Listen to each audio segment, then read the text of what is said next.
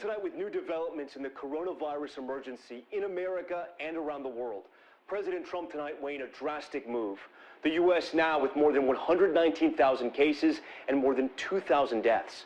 The president unexpectedly announcing he may issue a 2-week quarantine for parts of New York, New Jersey, and Connecticut.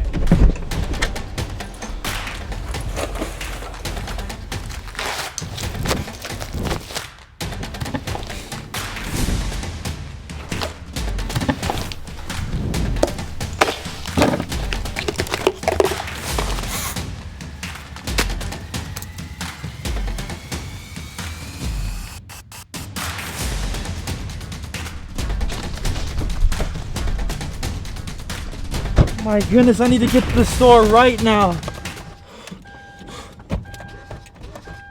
Start!